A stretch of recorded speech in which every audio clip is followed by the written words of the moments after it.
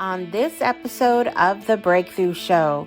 Today, we have not one but two conversations with powerful women who are coaching other women personally and spiritually around the globe. First up, we'll meet Karen Vincent, a coach who leads from experience. In our chat, Karen shares how she changed her life one tweak of her health at a time, and she'll share with you the best time to start on your goals. It may be very different than you think. Then we'll meet a woman skilled in two different lines of work, Jami Hearn. Jami will be sharing with us about her work as an attorney and how her life and work changed when she came out as a spiritual coach and intuitive. She speaks to the power of community, boundaries, and being authentic to who you are in this amazing conversation. All this and more coming up on today's episode.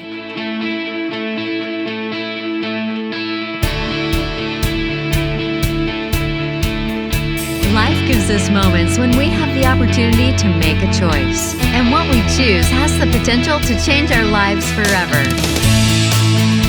Join us now for another inspired episode of The Breakthrough. And now, please welcome the creator and host of the show, Jessica Dugas. Welcome back to The Breakthrough Show. You know, we love breakthroughs, obviously, on this show. That's where you are. You're at the Breakthrough Show right now, watching or listening wherever you are.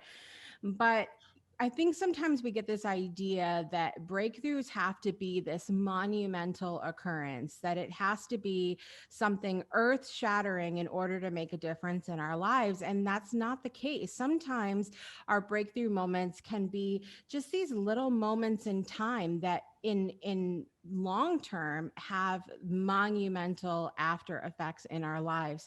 I'm super excited to welcome on my special guest today. She is the CEO of her company. She is a life coach, a health coach.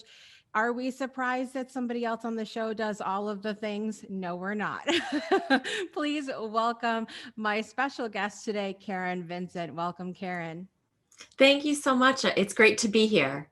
So excited to have you here. I love your background. There's something about like the black, frames, and it's beautiful. Yeah, it's all pictures from places where we've traveled to when travel was a thing we could do. And then I don't know if you can see the map. We put pins on, where we go, and always kind of have the next thing in the pipeline. So yeah, it's very fun to turn around and look at and kind of, remember the good old days of travel. Well, I would love for you to take us back, because I know a lot of time when we have coaches on the show, that journey into their coaching work, it comes on the heels of learning things personally themselves. That it's, I got my life together and now there's a passion to help other people. Can you take us back a little bit and share with us early days, Karen, what Karen used to be like? Yeah. So, and I think my journey is a little bit interesting or different. So when I went to college, tried to figure out what I was going to do with my life. I ended up going to grad school and got my master's in social work. So I was a licensed therapist, and still am. And so about 12, maybe 13 years ago now, I was working somewhere and my boss at the time said, "Hey, why don't you go get certified to be a life coach?"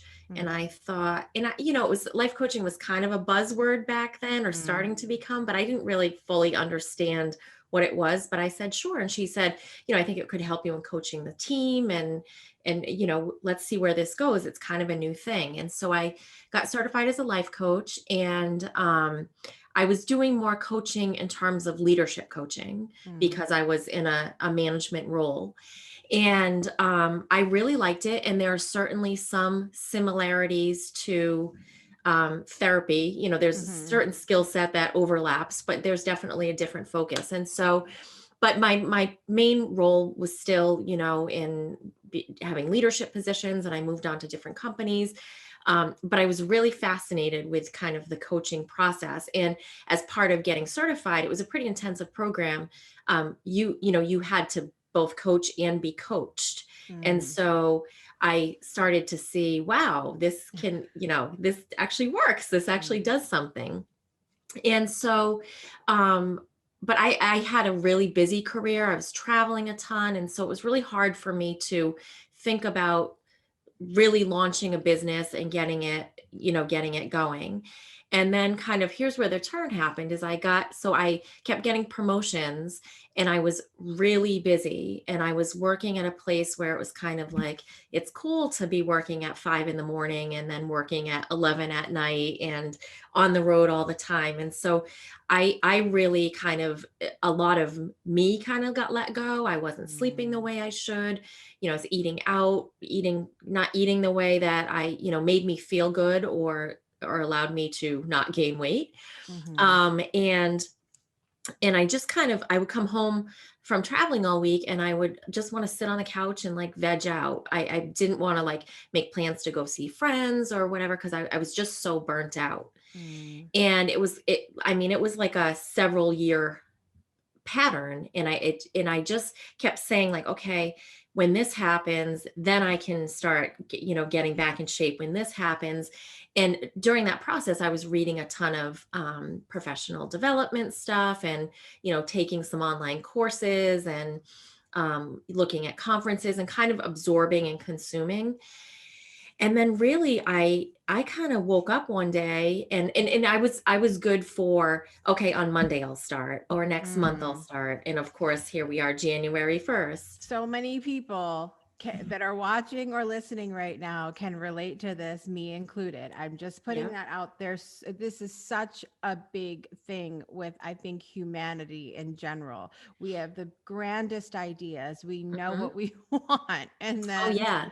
and we're good at making plans, but executing is another story. 100%. And that was me. It was all right, next Monday, next after this thing, after this holiday, after this event. And then it would be, Tuesday, Wednesday, and here we go. It didn't happen. And so I was, it was a Tuesday and Monday didn't go the way that my great plan said Monday was going to go. And I wasn't traveling. I was home. So there was, but it was still like, I'm thinking, and it was, for me, it was, I wanted to start exercising because I Mm. knew if I started doing that other things would come with it. And I saw this quote that said, I stopped waiting for the light at the end of the tunnel and I lit that bitch up myself. I hope I can swear. Yes. And so, and I love it, just like it just stung because it was like, no one's going to do this for me. No, there's never going to be a good time. There's never going to be a perfect time. And it's on me. It's, I can make this happen or I can continue to make excuses. And so I, put on my sneakers. I have a treadmill in my basement, put on my sneakers and said, I'm going down there for 5 minutes. And then it was, once I was down there, I'm like, okay, 10 minutes, but it wasn't painful. It wasn't like this big to do. And then I just kept building upon that. Mm. But I think it was the mindset. And even now, and I've been saying this a lot in my social media and to my clients that, we put so much weight on January 1st, or we put Mhm. so much weight on after a holiday, or Right. it's getting close to summer or whatever it is. And I started exercising on a Tuesday, a random Tuesday in March, and several years ago, and I haven't stopped since.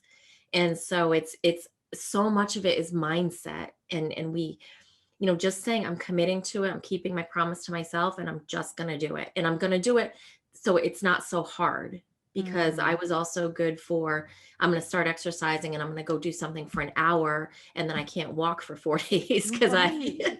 overdid it. Yes. And then here we go, I'll start again on Monday, and back into that cycle. And and it's okay because there's another Monday coming. So if you miss this one, it's all right because we get Yeah. lots, right? Yeah. Yes. It's what I want to talk about, because this is something that I haven't gone down this rabbit hole yet, and you seem like you're ready to go down the rabbit hole with me. Let's go. So we know that mindset is important, right? I can look at my life and I can see some of the different things that have happened, and I know that I have had to be in the right place in my mind in order to receive and digest that information. Had going back, that quote that you saw, if you weren't ready to see and implement that, you could have seen it and just it's gone. So Right. my question is, how do we get to let's do this two ways. How do we as individuals get ourselves to that point where we can receive that information, like being in the right place for that? But also, how do we as people who are trying to help, whether we're coaches or therapists or what have you, how do we help people get in that space where they're ready to receive? Is it even possible, or do they just have to be there themselves? I definitely think we can help, and I agree with you that you have to be ready to hear it, because I could have seen that quote and said, this is the dumbest thing I've ever seen. Instead, I was like, yeah, I love this. Let's go do this. Right. So it does play a big role.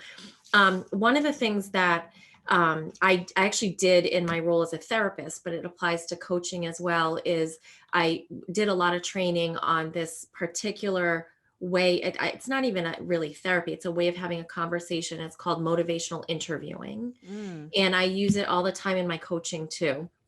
And I actually been trained to teach others how to do it as well. But the whole philosophy is that as coaches or therapists or whatever, we do have the ability to help dial up somebody's motivation.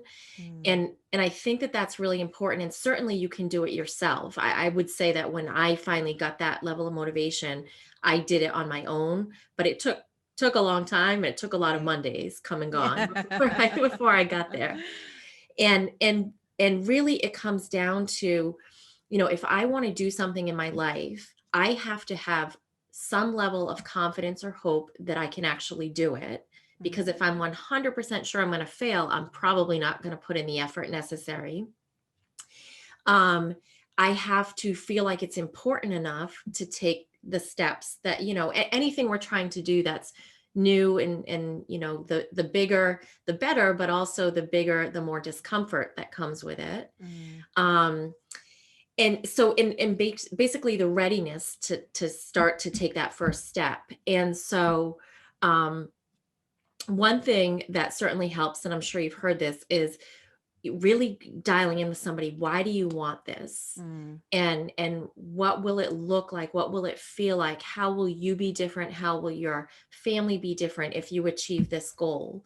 And really going in deep to figure that out. And then you can do the opposite way too, of what's it going to look like if you don't do this? What's it going to feel like if you don't do this in 1 year, 3 years, 5 years, depending on what you're working on. So you help get people really clear on like all the great things that could come with it and all the not so great things that could come without doing it. And I also love that you brought up priorities, because that is so huge. It's been huge in my life because I'm really good at envisioning. I can say, I'm a 10, I'm ready to go. I want this. I can see it played out, but I may have some other things on my list that are also a 10. And Yeah. that, and when you have too many 10s, and some of those 10s are not helping you to move to that next step and move forward. I just think that priority piece is so important, because I think it's really easy for us to prioritize the wrong things, or not even the wrong things, but the things that are not helping us in that next step forward. Yeah, I agree with you. And I think when we have too many things that are a 10, you just kind of stall out because Yeah. it becomes overwhelming. We And are then one person. yeah. Yeah. And for me, when I do that, when I say, oh, I'm going to work on this and this and this, and it doesn't mean I'm only working on one thing at a time, Right. but my main focus goes to the one thing, because when I do the this and this, I find myself, let's make another list, let's make another schedule, and I just, like, I'm overwhelmed, so I just keep trying to rework it, and there's no way to rework it. It's too much. Mhm. And then I have to kind of dial it back. I want to speak right now to that one thing concept, but switch gears a little bit, and I want to talk to the people that are watching the show who have, say, a laundry list of things quote unquote wrong. And I speak to this because this is where I was a couple years ago with my health, where it was like literally you could fill 2 pages with the amount of symptoms that I was having. And the idea of doing one thing is so frustrating because oftentimes we do that one thing and we don't get the kind of results that people who do one thing and don't have this laundry list of stuff going on get. It doesn't happen like that automatically for us. And so I want to talk to them because while you're sort of in that waiting room for things to happen, we know it takes a while for these things, especially if we're talking about health, to build up in our body. So naturally, although we don't like to admit it, it's going to take a while to backtrack from that. But while we're in that waiting room of things to happen, what are some things that people can do to support themselves, to have to maybe build up that mindset muscle a little bit in the frustrating moments? Yeah, because it's so real, and I, I think we all experience that, and that's why we give up, because you don't see immediate results. And I think you're right. Health is a big one, because Mm, it's you're undoing something, or you're retraining your body, or whatever it is. So I again, I do think it goes back to mindset. I mhm. think to really, like, why are you doing this, and why do you want it to be different this time? Because most times you've already gone down the road of starting and stopping. So why are you committed to not stopping this time? And I mean, I would write about it every morning, a journal about it. Like, I am going to do this because blah, blah, blah. When I reach this goal, I will feel blah, blah, whatever it is. And it doesn't have to be this long, elaborate thing, but to take 3 to 5 minutes and every day remind yourself why this is important to you. Couple other, I kind of call them like motivation mindset hacks. Mhm. Um, so for me, having positive affirmations really helps. So like the one I shared before, um, but what it has to be something you really like feel it when you say it. So to have a mantra or a positive affirmation, and yes, it's good to like put it on a sticky or have it on your mirror in the morning, but at some point you stop seeing it, like it's another sticky on the mirror or whatever. So I actually programmed, I had like words that energize me into my phone, so I would set alarms, Mm. and I would change the word alarm in my phone to be the phrase or the words, and I'd have them go off throughout the day.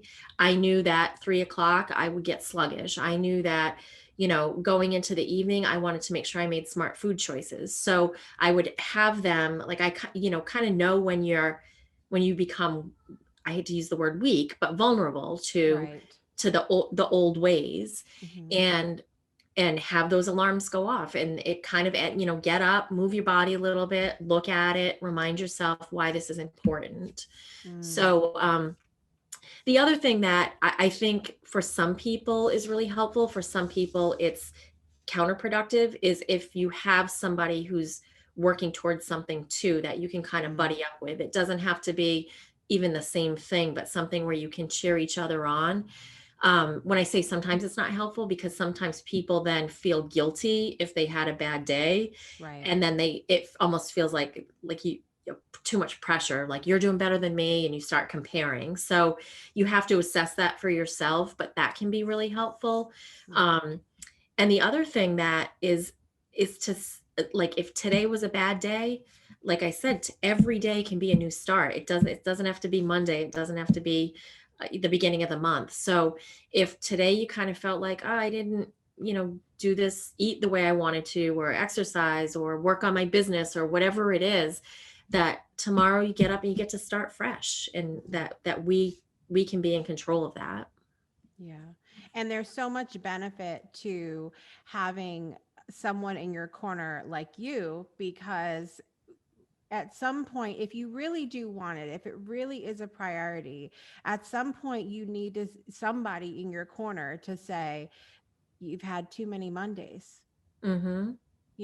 and it's time to turn that around in a loving way, of course, and in a productive way, but not like, listen, if you have one more Monday, I swear to you.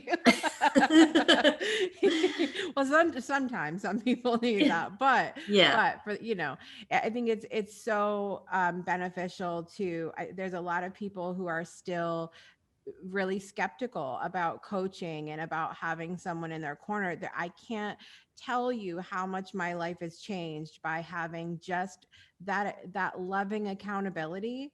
Mm-hmm. And also for me, it's important to find someone who has been through something similar than to what I have, because I need that empathetic understanding as well. Yeah. So the fact that you've been down that road, I think is so helpful to your clients as well, because it's not just, this is what I learned in coaching school.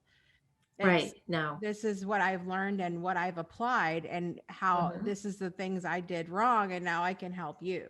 Yep. Yeah, absolutely.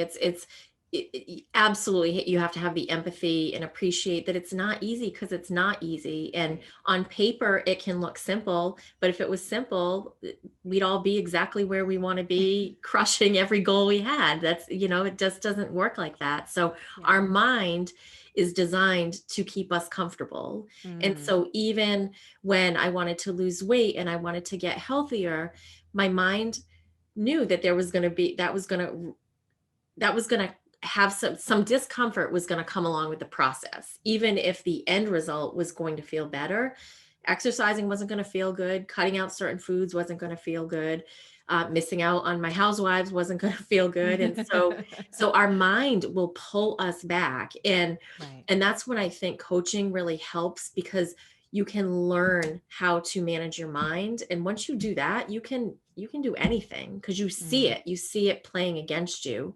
So I have, in one of my coaching programs, I actually have, people can reach out to me daily, not when I'm sleeping, I won't respond, but through Voxer, and just say like, hey, I'm having a hard time with this. And I'll come back. And, sometimes it's hearing someone else say, well, you said you really wanted this. Let's think through, how do we stay on track so you can, get to this end result. And so, and it's, again, it's just helping people train their mind when their mind's fighting them, Mm. until they get that mastery. And then once you have that, it's kind of like the keys to the kingdom. Mm. You can really, you build the confidence, you build that mindset muscle.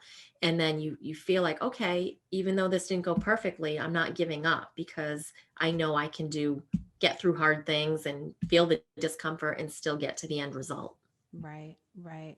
So many good things I've taken. Listen, this year, I swear to you, I should have devoted a notebook for every episode that I've recorded, because I've taken so many notes, and I hope you guys have gotten so many just amazing tips out of this, and have been able to relate to Karen's story as well. Karen, thank you so much for being vulnerable and sharing about your story, and also some of the tips and tricks that you've learned along the way. There's a lot of things here that we've talked about today that we've talked about on the show before, but it's kind of next taking it to a little bit of the next level, which I really love.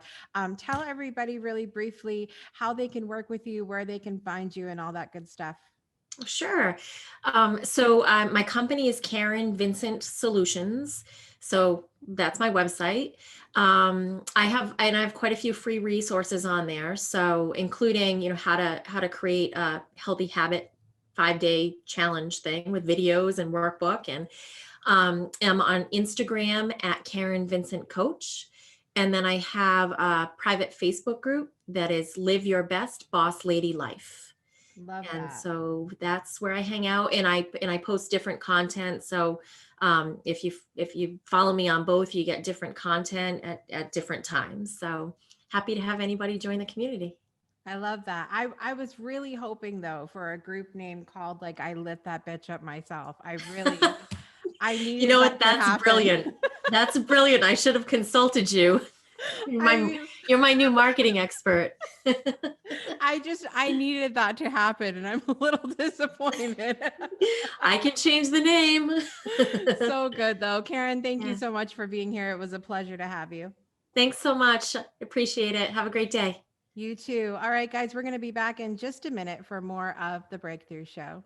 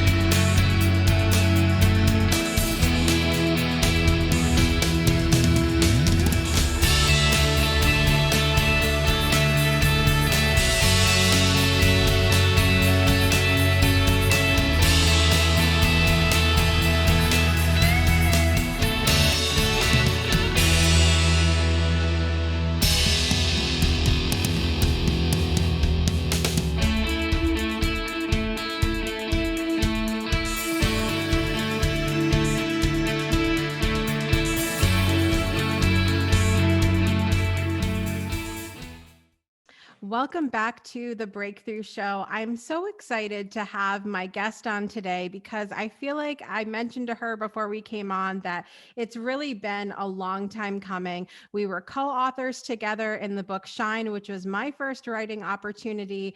And I love to have people on the show that mesh sort of the very human lives that we lead and also the very spiritual lives that we lead as well, because we know on this show that they're one and the same, but I think it's so easy to separate them out. My guest today has not only been a successful attorney, but she's also an empowerment coach for women, a spiritual teacher, Akashic records expert. She does all of the things. Are we surprised? No, we're not. Please welcome my special guest today, Jami Hearn. Welcome, Jami. Thanks for having me. It's so fun to connect with you and share some really cool conversation with a like-minded sister. Absolutely. Absolutely. I know that you have spent a lot of years, more than 20 years in the space of being an attorney. And then we talk about you being a coach and into the Akashic records, which we've talked about here on the show before, and all of these different things that are so not in attorney world. Tell us a little bit about Jami, just as an attorney. How did you get into that line of work and what brought you to doing that? Well, there are a lot of elements that led me to be an attorney. My entire childhood, I was going to law school. Like that was a predetermined experience. So as I got older and really embarked on the spiritual path, I started to recognize how there were pieces from past lives and programming in my family that led me to need to button up some of the energetic leaks that I had from those experiences and really complete my contract with being an attorney. I don't go to court. I try to stay away from as much controversy as possible because it rubs me the wrong way to make my living at someone else's loss. Even right out of law school, I felt that way. So I do a lot of trust and estates work, which is really cool because having a spiritual connection, I can see beyond what the clients are telling me. And sometimes I have to get out that coaching card and be like, all right, so let's have a conversation about the bigger impact of the things that you're wanting to do right now. So instead of getting caught in the weeds, like so many other colleagues would, I try to take my clients to a higher level perspective where they can see the outcroppings of the actions they're taking now. And I do still practice law part-time. I'm really specific about practicing law is its own energy. Yeah. And I never take a coaching client on a law day Mm. because like the two just like I can't go back and forth between the two. I would be taking a nap under my desk between every Yeah. client then. I don't blame you there at all, but I totally get that too, because even with me doing this show, there's a big difference between you and I sitting here and having this conversation, which is a teaching environment, it's an entertainment environment, it's a lot of these different things, as opposed to when I go and sit down and edit. It's a completely different world. I don't do the two on the same day anymore because of the same reasons. It's almost like a different part of me has to do that and take over, because you're very much on for one, and the other is just a different energy. So I get that completely. Then to move into the other Jami that does all of this amazing work in the spiritual realm, at what point did you start to bring that in and say, I need to do more than just being an attorney, that there's this other part of me that exists? Yeah, it was like probably my late 20s, or my early 30s. My youngest son was starting to demonstrate a really visceral experience of spirit. And I was like, oh, like I knew I had always been connected. I had some really cool experiences as a young adult and even as a child, but I never did anything with it. And at that point, I thought I better get a better handle on this because it's my responsibility to show this child the way in the world. Right. And that happened to coincide with like the rest of my life kind of crumbling and falling apart. So it was the perfect storm where I decided that it was time to rediscover who I was and what path I really wanted to be on. So for a number of years, I walked with one foot in both worlds very quietly. I call that my broom closet years. And the more entrenched I became in accepting who I was on a spiritual level, I began to realize that I was cheating myself by not being honest with the world about who I was, regardless of what that meant in my law practice. And I did have a couple of clients when I first said, oh, by the way, like, this is me, this is all of me, take it or leave it. I had a client, I actually ran into him at a social event. We were at a bar, in a restaurant, at a business gathering.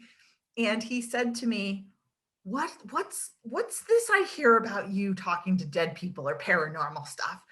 And I turned and I looked at him and I said, well, as a matter of fact, I do have a very strong connection with dead people. And just keep in mind that your dead people tell me far more than you would ever want the public or your wife to know about. And he was like, okay, I'll call you later. Bye. That's one way to make an impression in a bar, everyone. I can't imagine what he must have been thinking, but that, that plays into what we were talking about relationships and the people that are around us when we're going through these spiritual awakenings or realizations or what have you, that it's a learning curve. It's a whole experience when they start to realize that there are parts of you that maybe they were not aware of before. Yeah. And that's true for everybody. Like there's always a part of every person you encounter that isn't necessarily readily visible. Right. So I just made mine really visible. I imagine that it wasn't always the easiest experience for you. Did you have moments where people were like, this is just not who I thought you were? Not really.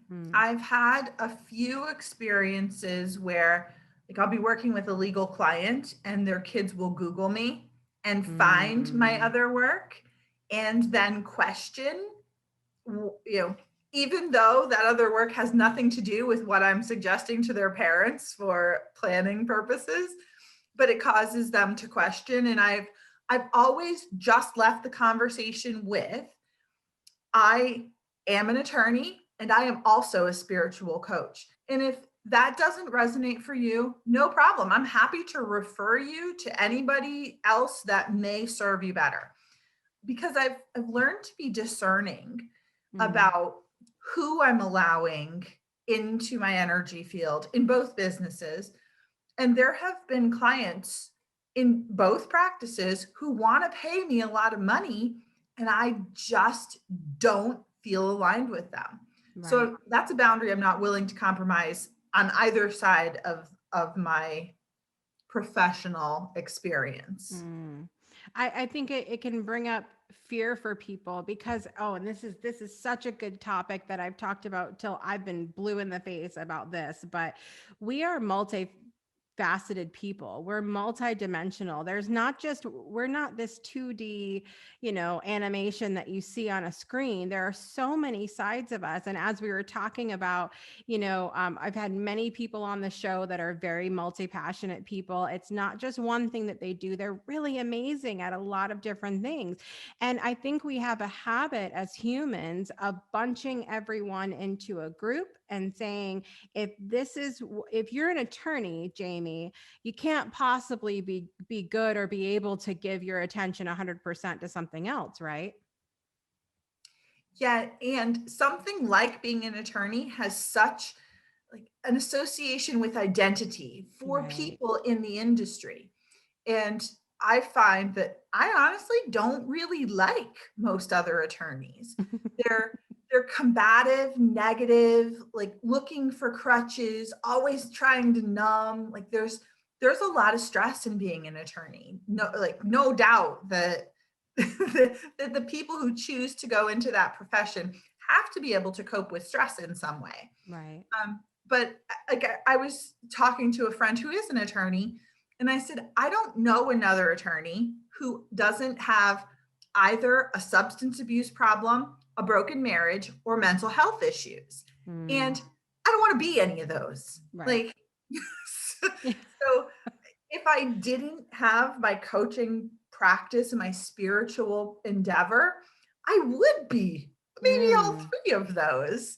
But as a whole, the industry of law has some real regimented identity markers that come along with being an attorney. And I don't really fit any of them. Like, I don't wear a suit. I'm pretty go with the flow. I'm not real uptight and buttoned up. But I think a lot of people in that industry and other industries feel validation that they're part of something by fitting into the box. Yes. And me, I'm like, how do I get out of the box? Yeah. I so can resonate with that. Like I'm just, don't fence me in and don't tell me that I'm this way just because you know somebody that's like that, I just don't do it.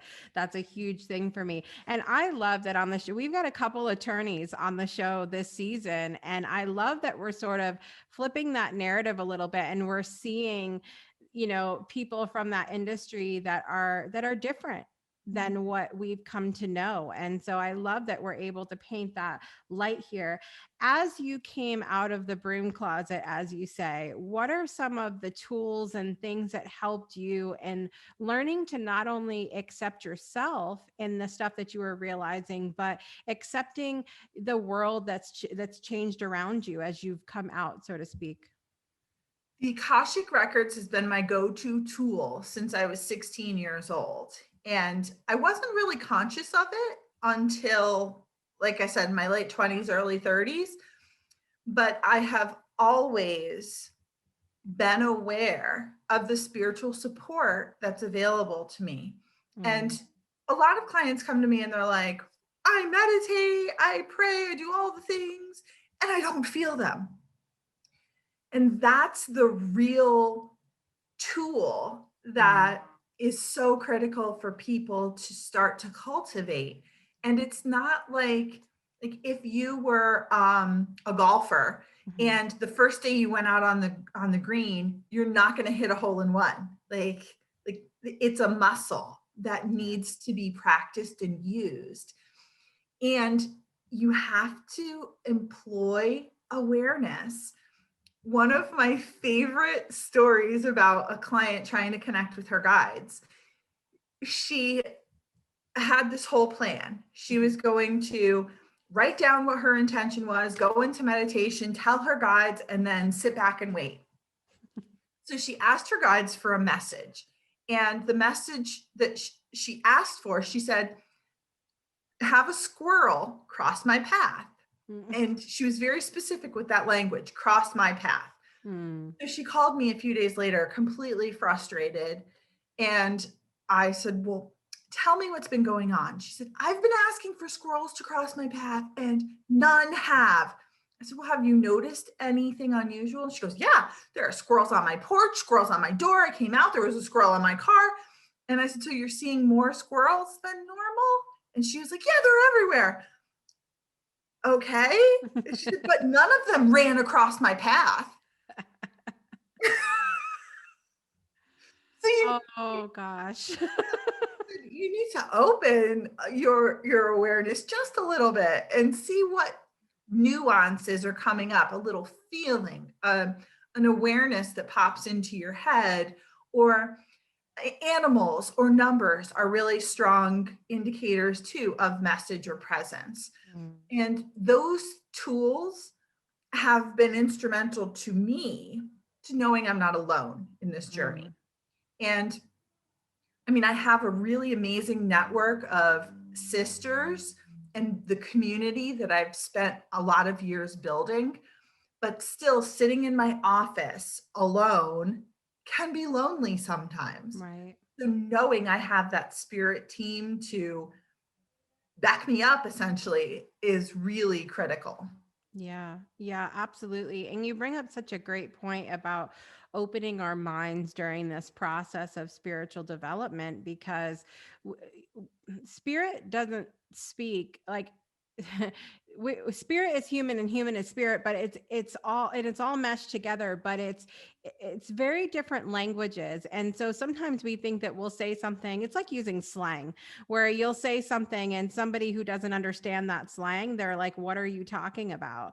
And so we can sometimes speak to spirit and it's like, we as the humans can be more limited and we have to learn to open our minds a little bit more, I think, to what's going on around us and not be so closed off to it. What are some of the ways that you've helped yourself to be able to be more open-minded in that way? Meditation is key. And I know everyone talks about, oh, meditate, meditate, Yeah. meditate. And so many people's response is, I can't quiet my mind. I can't sit still. There are tons of ways to meditate. One really powerful way is to walk in nature, even if it's like in a park or along a stream, I find to be really good medicine. But the meditative process of walking and observing nature, looking for beauty in nature is powerful, but it's active. So Mm. even people who are struggling with sitting quietly and trying to receive a message can find an active means to meditate. Mm. And that's really critical because that allows me to get out of my ego and really focus on the messages from my spirit, my higher self, and my soul. Otherwise, it's so easy to just get caught in that ego loop. And then at the end of the conversation, who knows what kind of Yeah. fears you have dug up at that point. Yeah, yeah, for sure. I think it brings another great topic of opening our minds to what we think developing ourselves spiritually has to look like you talked about the meditation. I thought when when someone brought up meditating to me at first, I had 5 children at the time and now I have 6, and it's like, that's adorable. Do you understand that my house is never quiet? Do you get that? What do you mean? But I found other ways that not only enable me to to connect with spirit, but that I feel are even more powerful for me because I'm used to being around the noisy and being that more active meditation or active participant in my spiritual development. If somebody's watching today, Jami, that is in the broom closet as you were, and is really trying to express themselves more, they feel like they want to share more of who they are or share their gifts, but they're feeling like, if I do this, I can't, because no one's going to accept me, and they're scared. What would you say to them today? I would tell them that they are in good company, because everyone who's a healer has a core wound where we've been persecuted for allowing the world to see who we really are. So the fear is real, and don't let anyone tell you that it's not. In the same respect, you are able to overcome the fear. And the best way to do that is to build community and find another person, usually another woman. There's a strong bond in sisterhood in this path, or a group of people where you can begin expressing yourself and take small steps. Small accomplishments and small wins are just as good as big ones. So really make a plan, create a few small action steps that you can follow and build on that. I love those ideas. I want to flip the script for just a minute, because I know that we have plenty of people watching who are not as on the woo path as you and I may be, and they're just learning about a lot of this stuff. Say someone's watching who has had a loved one come to them and say, or they found out that they're, doing more things, developing more things spiritually in their lives, and they're sharing that they've got these gifts.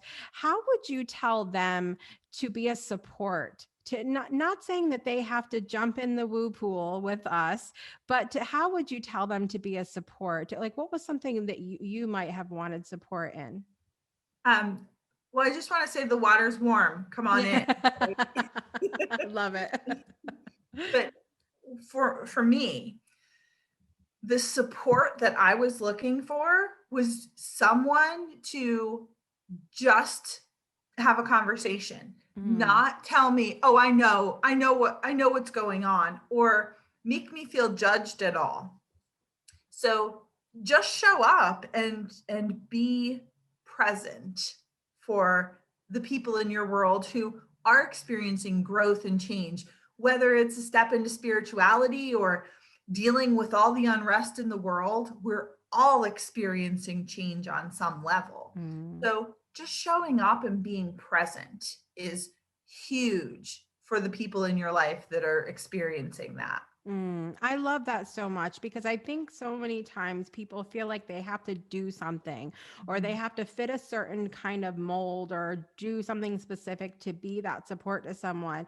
And I love that you're saying, listen, just show up and listen and have a conversation and come at it in a space of non-judgment, that Right. being really important as well, because I think that's something that we've all learned so much and continue to learn, in almost an act of desperation lately, of that we're all so incredibly different and we all have very different perspectives. And I think if we stop trying to force us to be the same and just have those conversations and be willing to talk and know that we're not all the same, I think is a great place to start.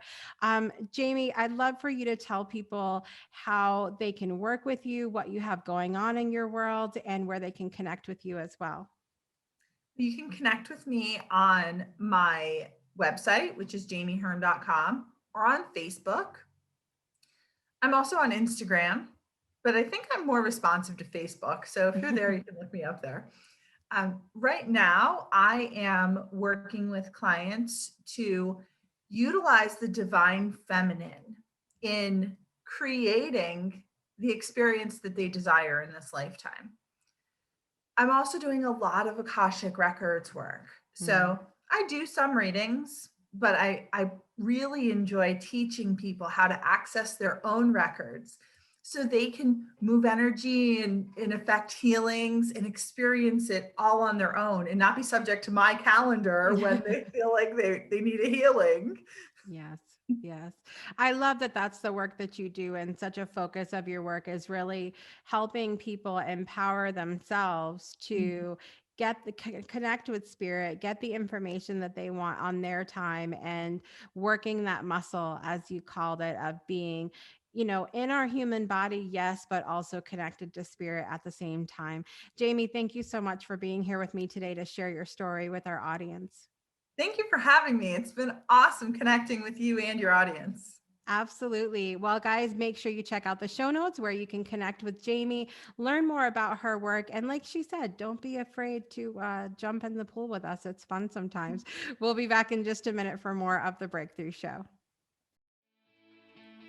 Breakthroughs are about more than you might think. They're about discovering who you are, digging deep, reaching to the core of your soul. They're about healing. Healing yourself, understanding your beliefs, creating a ripple effect. And it's not just those initial moments that matter. It's about using them to bring more joy into our own lives and the lives of others. It's about having fun, letting loose, enjoying every moment life has to offer. It's about finding a safe space. It's about creating connection.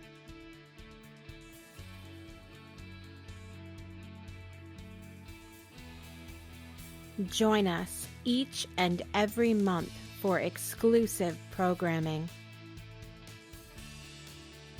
where we invite you to go beyond the breakthrough. So we ask you, are you ready? We'll see you online at thebreakthroughshow.com.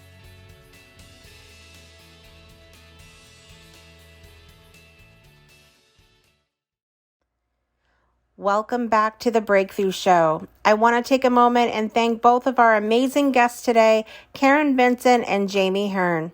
I want to remind you to visit our website at thebreakthroughshow.com to connect with both our guests and all past guests, hosts, and panelists of the Breakthrough Show Network.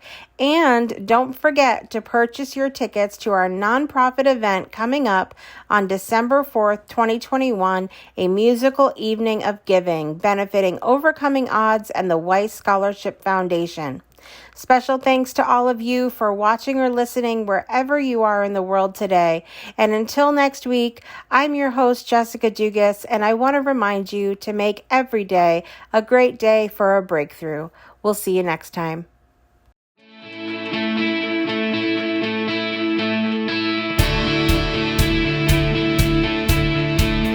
Thanks for tuning in to another episode of The Breakthrough.